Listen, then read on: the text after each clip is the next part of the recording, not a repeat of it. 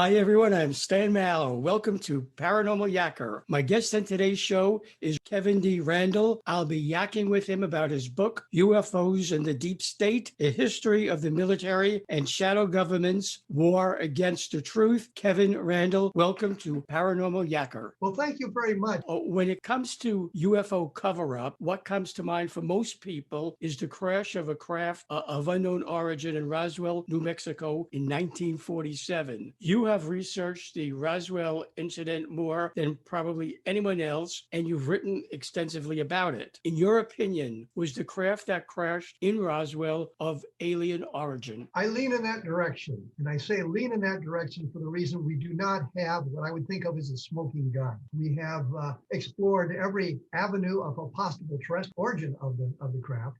I was hesitating there because I wanted to mention Don Schmidt and Tom Carey, who have also done an awful lot of work in this as well, and we've worked together periodically on this as well. Tom and Don are of the opinion it is extraterrestrial. I take a step back from that because we don't have any debris that proves it. We do not have the craft. We do not have the bodies. We've eliminated every possible terrestrial explanation for the crash. If that's sufficient to move it to the extraterrestrial, that's fine. I just would like to see one more bit of evidence, but I lean toward the extraterrestrial explanation. Now, it is clear from your writings, Kevin, you have no doubt that the deep state exists, and one of its missions is to hide, obscure, and delete information as it pertains to UFOs and alien interactions. What is the reason for doing that, and what do they hope to accomplish by perpetuating those falsehoods on us? Well, the deep state obviously exists, and we can demonstrate that by just looking at the current administration. The people they've appointed to the top positions in the government are the same people who were there for the Obama administration or the Bush administration. Some of them were from the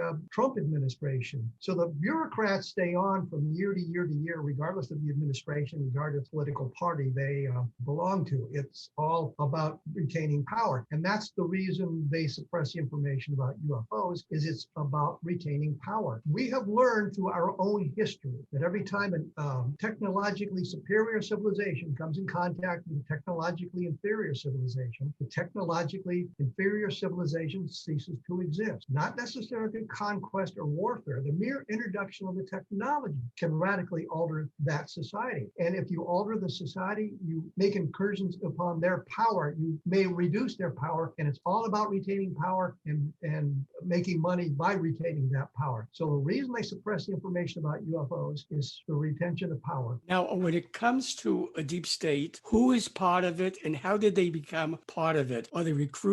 Is it passed on within families, agencies, or companies, or what? I'm curious to know the dynamics involved in the selection process. Well, let's take a look at who goes to which colleges, which university. You have the same people at the same levels going to Yale, going to Princeton, going to Harvard. They're all the same people. They all know each other. They come from the same group. They may not live in the same area. You've got the Bushes down in Texas, for example, but they all ended up at the same place, and they make those contacts that way. It's sort of an inherited position. If you are born into the deep state power structure, then you will be afforded the benefits of the deep state power structure. And so that's how they continue on that way. If there are people who have some superior knowledge or meet people associated with the deep state, they may in fact be recruited. Back in World War II, when they started the Office of Strategic Services, I'm going to say Special Investigation Office of Strategic Services, the OSS, that was called in the newspapers and by satirists the oh-so-social, meaning the people at the top of the OSS all knew each other from their social connections through colleges and where they lived and the jobs they held. And that sort of thing retains its power today. So it's a little bit of both. You inherit your position, meet the people who are involved in it, you have the right attitudes, then you're recruited into it, and you move up the power structure that way. Thank you for clarifying that. Are there different factions of the deep state? Do they interact with each other, or is each faction autonomous? Well, you mean in the United States, I think they're all interrelated. And the question becomes, are they related to other deep state members of other countries? And I think there's an awful lot of, I want to say collusion, coordination there between or among those who are at the top levels in various governments around the world. I mean, you can see it all operating at the same level. Just look at the power structures in the various governments and see who is there and who has been there there and who their ancestors are and who they know. And it all seems to relate. So you've got a kind of a worldwide cabal operating at that level. But when we look at it in relation to the UFOs, it's the same reason. We want to maintain the power structure that way. We want to make the people think that there's nothing to this because that could affect our power. That's one of the reasons they keep the whole thing suppressed. Back in 1947, when all of this kind of exploded in the United States, and I say exploded in the United States, we look at World War II with the Foo Fighters, sort of the same thing. We look at the Ghost rockets in Scandinavia in 1946, and then it explodes in the United States in 1947. At the moment it exploded here, nobody was really sure what was going on. Once they realized that there was no imminent threat, there wasn't a big invasion fleet standing off to invade the Earth, science fiction to the contrary, they took a step back and they were able to then begin to manipulate the situation. And that's what we've seen through our entire history, beginning with the official investigation back in began in January 1948, Project Sign, but it was originally told to the public it was Project Saucer. So it was a classified investigation to gather information. And they have been looking at this, telling us there's no national security implications in UFOs, and yet we're still investigating them. They say there's nothing to them, yet we're still investigating them. They come to the same conclusions. They lied to us. When Project Sign, they said in 1949, Project Sign had ended, completed our investigation, there's nothing to it, there's no alien spacecraft. All they did was change the name and continue the investigation. When Project Grudge ended in 1952, they did the same thing. They said, well, there's nothing to it, we've ended our investigation, but it became Project Blue Book. 1953, we had the Robertson panel, CIA-sponsored panel, they're looking to UFOs, and what did they say? Well, there's nothing to it, we need to debunk the phenomenon. When we get to 1969, we've got the Condon Committee at the University of Colorado, and what did they do? Well, there's nothing to it. Nothing of scientific value can be learned by further study. The Air Force has done a good job, but there's no national security implications. The Condon Committee knew there were national security implications because they bumped into them. They ran into them in Belt, Montana in 1967 when the missile flight was shut down at Malmstrom Air Force Base. The Condon Committee investigator was there to talk about the UFO sightings in Belt, Montana. Malmstrom's in the Belt, Montana area. They were talking about the sighting. He asked about the missile shutdown. The officer he was dealing with said, I can't talk about that. It's national security. So we've got the actual evidence that Condon Committee knew there was a national security implication. They said, no, there was. Condon Committee ended. The Air Force Project Blue Book ended. We learned that it was something named with the code name of Moondust. That was another investigation. We learned about that in 1985, and they said, well, the code name's been compromised. We have a new code name. So the investigation continued. So we've seen this whole history of them denying everything repeatedly, but all for the same reasons, which are simply untrue. A number of former presidents of the United States, some of whom claim to have seen UFOs themselves, made glowing promises at one time or another that there would be full disclosure of UFO information released to the public. That never happened. Why was that? The deep state, obviously. Jimmy Carter, and this is an important point. George H.W. Bush was the president. It was the director of the Central Intelligence Agency when Carter was elected president.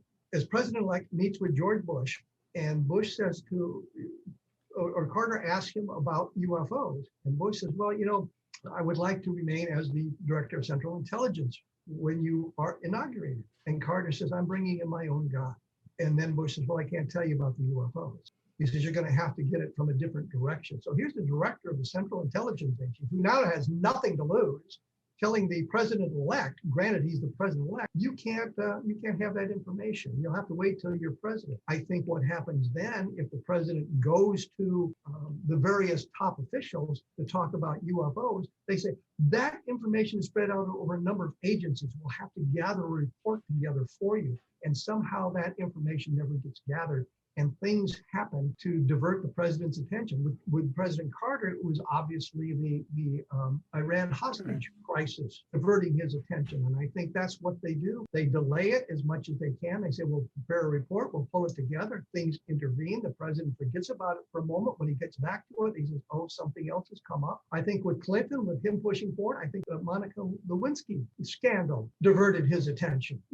So I think that the president isn't necessarily ready everything like that. There was a operation that was run out of the FBI office in New York City called Operation Solo. Back in the 1930s, there was a guy named Morris Childs who was a rabid communist, believed communism was the greatest thing ever. And as he moved up the communist structure in the United States, he became dissatisfied with it. He realized the problems with communism and became a mole for the FBI. They ran this operation out of the New York office. They never told the president what was going on. In fact, people working in the same office didn't know what was going on. But Childs would go to the Soviet Union. They would tell him all kinds of things of what's going on. What they didn't realize is he could speak Russian. And so they would say things in the meetings in Russian, thinking he couldn't understand it. He did. And one of the key points in the book Operation Solo, I think John Barron wrote the book Operation Solo. And what caught my attention is Childs happened to be in the Soviet Union when President Kennedy was assassinated. And he's listening to the Russians talk about this. And they said, well, we hope they don't think we did it,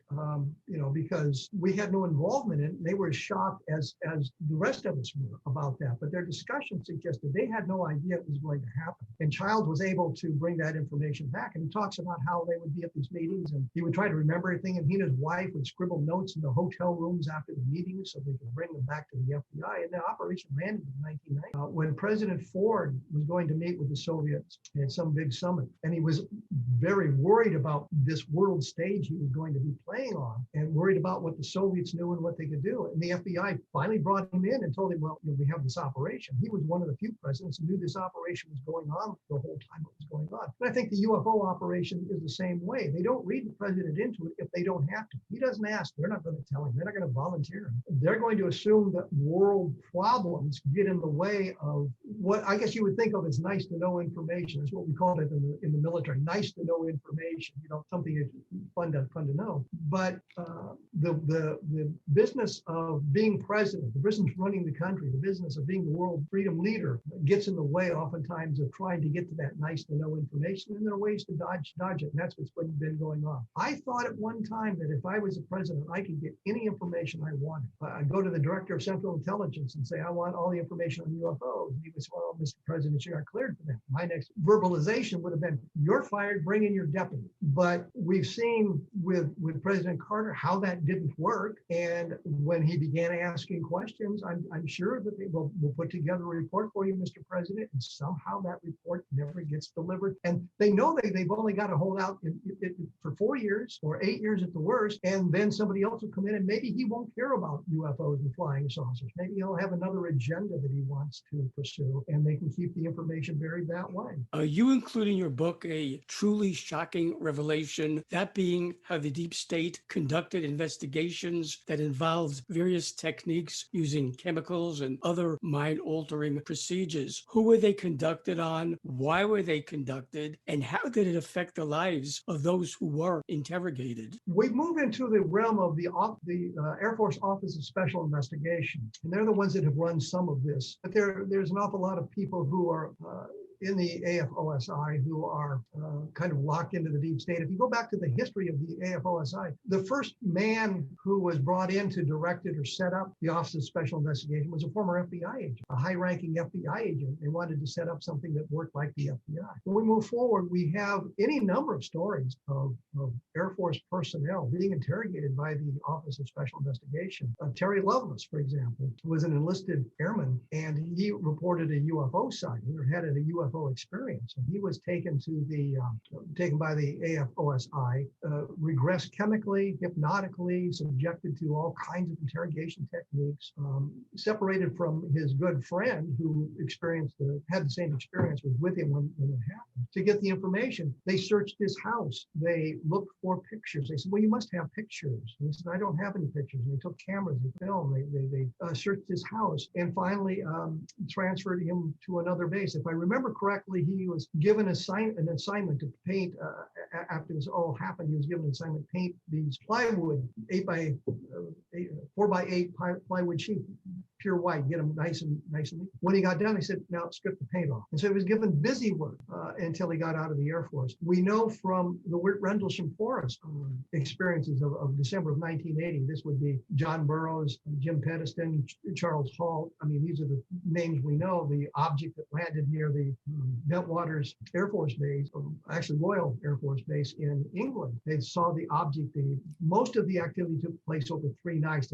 According to John Burroughs, there was activity prior to those nights and activity that continued on the 3 main nights. Peniston says that he saw an airplane came in from Langley, Virginia, Langley Air Force Base. Well, Langley is the headquarters of the CIA. And the guys from that aircraft went into the OSI building, and then the interrogations took place in the OSI building. Halt said that everybody involved was chemically and hypnotically regressed but him. I think Halt's mistaken. I think he was chemically regressed as well. He just doesn't remember. John Burroughs suffered all sorts of health issues, which may have been directly from his encounter with the UFO. He and Peniston got closest than anybody else, and his health issues may have resulted from that. And he's on 100% disability because of these experiences in the military. And it took him years and years and years to get his military records with the help of the United States senators and everybody else. They were just hiding this information. But it's clear that the CIA had a hand in this. The AFOSI was involved in it because they were using the AFOSI building on the base. And the interrogation was done by people normally in civilian clothing or monitors in civilian clothing, and very few military personnel involved in the interrogation other than the people being interrogated. So we look at all of that sort of thing and we have a good history of it. If it was like one guy saying, you'd say, okay, well, he's a nutcase, or he's deluded, or he's made something up. But we've got many people talking about this. And you look at the way the Air Force has treated witnesses, military witnesses, or all the services have treated military witnesses to UFOs. And the suggestion, you don't want to admit to having seen a UFO, especially if you're a pilot, and you'll find yourself grounded, you'll find yourself in a dead-end assignment, you'll find yourself pushed aside,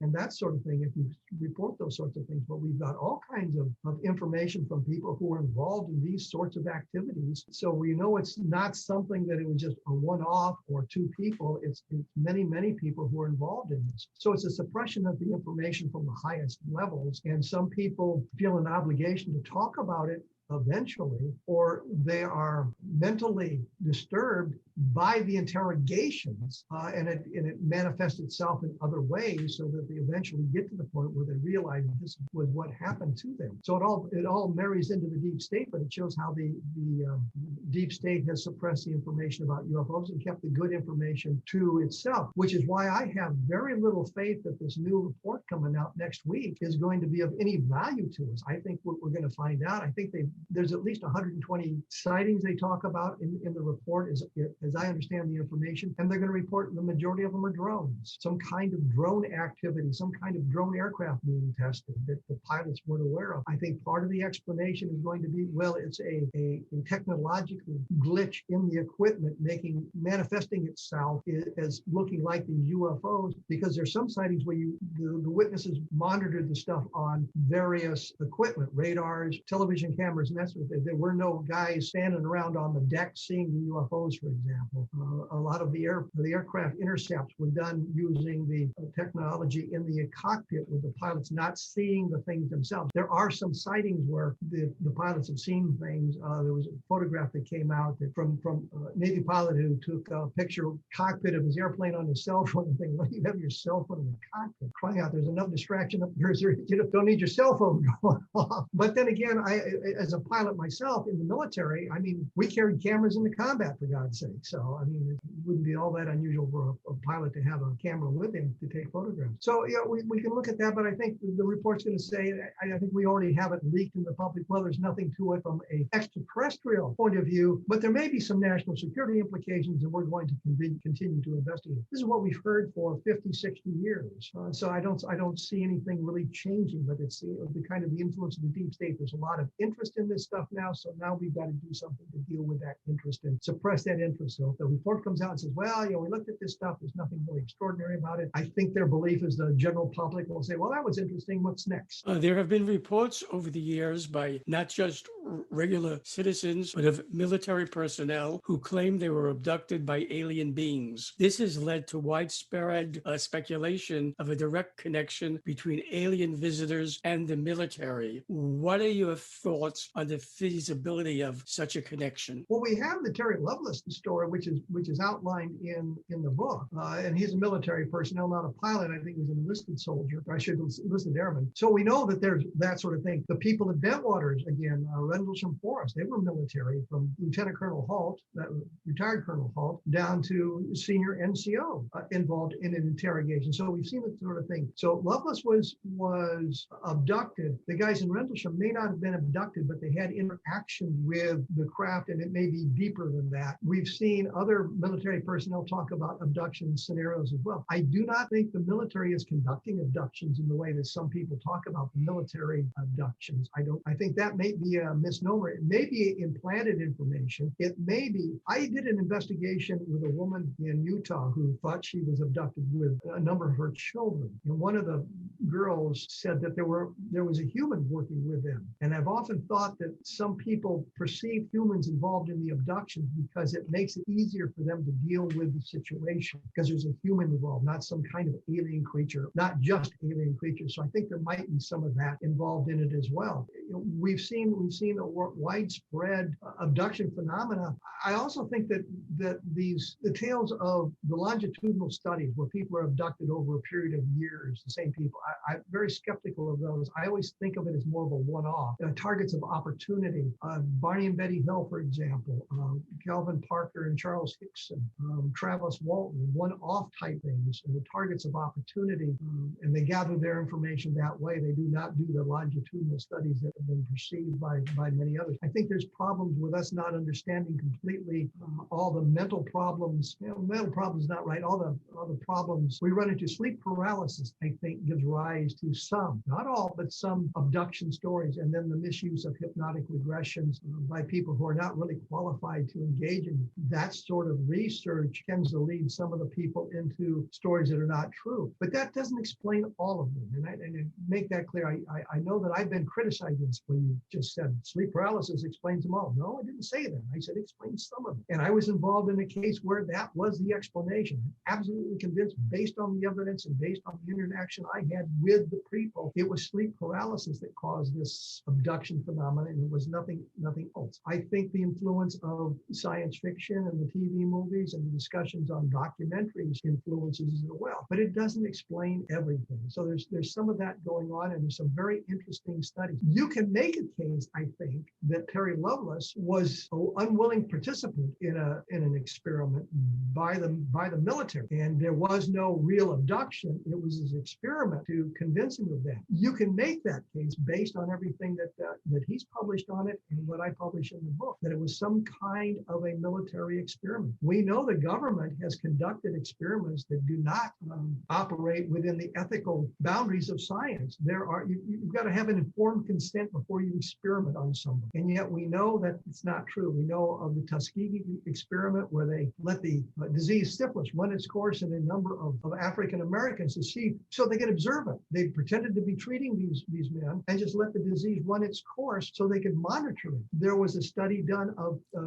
terminally ill children using radiation to see how that ran its course. There were the experiments with MK Ultra where they were introducing LSD and psychogenic drugs into subways and things like that to see how people reacted. That's not informed consent. It's not the way you're supposed to do it. So the fact that the government has done that in the past wouldn't surprise me that they've used the military personnel as experimental guinea pigs as well. In your opinion, Kevin, when do you think the truth about alien beings visiting our planet will come out? Will it come from someone here on Earth who is willing to risk the consequences they're sure to experience if they did? Or will it come from the alien visitors themselves who have decided it's time they reveal themselves to us? We have people have come out claiming all kinds of things from the government. I mean, from the government side. The problem is they do not have the evidence. You can come out and say, I saw this when I was involved in in this operation or that operation. I happen to see this information, but they don't have the documentation. We cannot get a hold of the documentation. We can't get photographs. We can't get the research papers. We can't get that sort of thing. And so you come out from that. If the president came out and said, yes, there's alien visitation, he would have the evidence to prove it. And we would say, yeah, okay, we got it. We've got an insider whistleblower. He or she is just not going to have the evidence to prove it. I do talk about in the book a little bit about some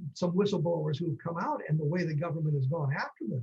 There was the guy named McKinnon who got into some of the Pentagon's computers and what he allegedly saw there. And then he's prosecuted, of course, for violation of various laws, but he doesn't have anything that he can show us to prove this sort of thing. And if we try to follow his footsteps, we'll get into trouble as well. The security, the code word, the firewalls will all have been changed.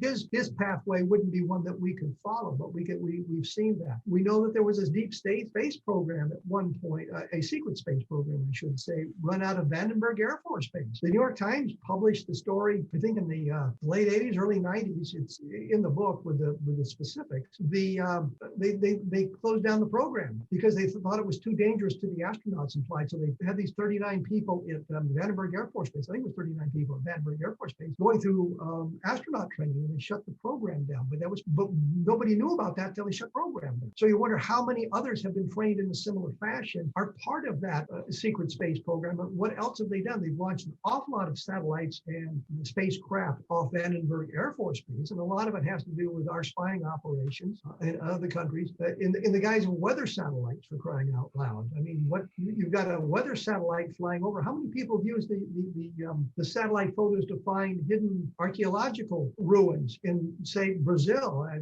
saw something not long ago where they were using the satellites and they were able to determine that there was a city that had been in Brazil literally hundreds of years ago, and for some reason the society collapsed and the jungle overgrew it. But now they can go back and they can look at that. Some of like the Mayan civilizations in Mesoamerica, for example. Other things they found, meteor craters that they found around the world based on that sort of thing. So the technology is there, and some of it's released into the public, and some of it is not released into the public arenas. So we know there's an awful lot of that kind of stuff going on. But to get to the point, the real answer to your question, which I've now kind of smothered, I think that we will get full disclosure when the aliens reveal themselves, period, end of discussion. I don't think that the government have any motivation to reveal it. It's going to be up to the aliens to land and say, here we are, and it's going to be impossible to deny their existence at that point. Now, should my viewers want to order your book, UFOs and the Deep State, and I'm sure many of them will, how do they go about doing it? Amazon.com. I just looked, it was number 34 on a couple of the bestseller lists up there. I'm trying to get to number 1. I've been as high as 12 a couple of times. Help me buy a copy of the book, move it up to number 1 on the bestseller list. Amazon.com, you can get it as a Kindle, you can get it as a paperback, you can get it as an audio book.